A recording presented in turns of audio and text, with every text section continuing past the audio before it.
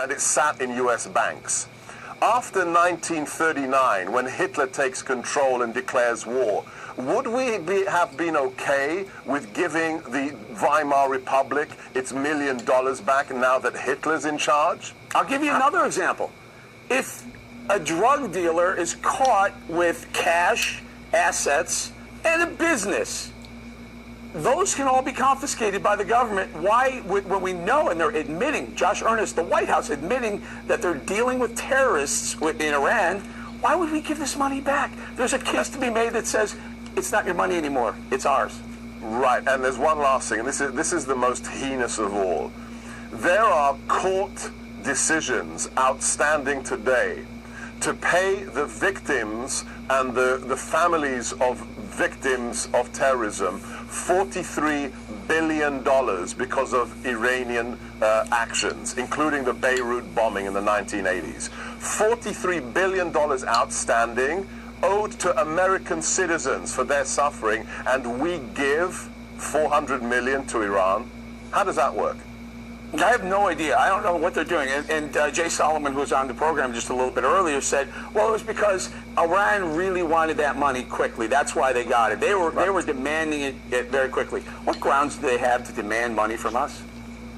Oh, but when they know that this is the only legacy that Obama and Kerry can point at, they knew exactly which button to press, and they knew they would get the pallets of cash. The Iranians have treated us as the weakest negotiators in the history of negotiating. They knew the administration was desperate, and that's why they got the money. It's amazing, Doctor. The fact that we're just saying, oh yeah, okay, small bills, euros, and an unmarked airplane. The drug dealers are shadier than that. So that's shadier than some drug deals. It's incredible that we're giving it to them because you can transfer that money around without tracing anywhere of it, right? Anywhere it goes.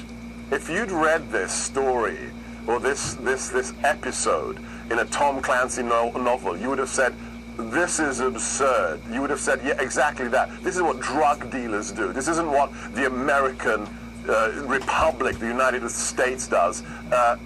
It happened. It's real. Mm-hmm. And so now this money, does it find its way back to, just take us very quickly, about a half a minute or so. They send it to Iran, it finds its way into Hezbollah and maybe others?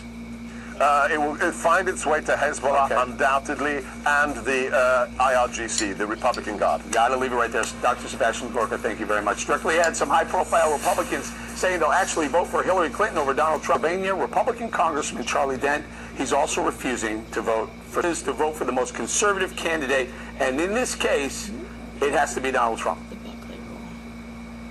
Well, my immediate response to that is I agree with my colleague Adam Kinzinger on maybe, I don't know, our children or grandchildren's lifetimes.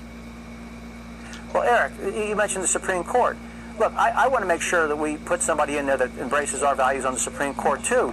But then why would the nominee be picking a fight with John McCain and Kelly Ayotte? You're playing around these satellite things like he's picking a fight. How about immigration at the Supreme Court level? How about gun control at the Supreme Court level? How about minimum wage at the Supreme Court level? These are things I worry about my 17 or 18-year-old son has to worry about and deal with for his lifetime.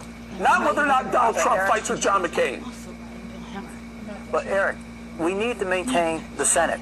Fighting with John McCain and Kelly Ayotte, two senators who are in very difficult re-elections, criticizing them does not advance our interests in trying to maintain the Supreme Court. If Chuck Schumer is in charge of the Senate, it's going to be very difficult for a President Trump, for example, to get not voting for Donald Trump will help you win the Senate. How? Well, look, my priority in this election is to maintain the Senate and to maintain the House. Like I said, and so saying you're going to sit this election out is a way that you'll maintain the Senate or the House. Congressman, it's backward logic. It's the reason the American public is so tired of business as usual in D.C. That's your Well, the American public, I agree, the American public is sick and tired of business as usual in D.C. They're also very disgusted with this presidential campaign. Many Americans with whom I speak on a regular basis are telling me they're very unhappy with the choices that they have right now. And candidly, I feel the same way based on all of these comments. I think you and Kinzinger need to really rethink this. Sit down and say, look, this Supreme Court is vastly more important than these little satellite issues that you guys are having problems with. That's just my opinion, Congressman. Thank you for joining us on The Factor tonight. Straight ahead, Donald Trump ripping the media after a barrage of negative reports about his campaign. Does he have a point? That debate, moments away.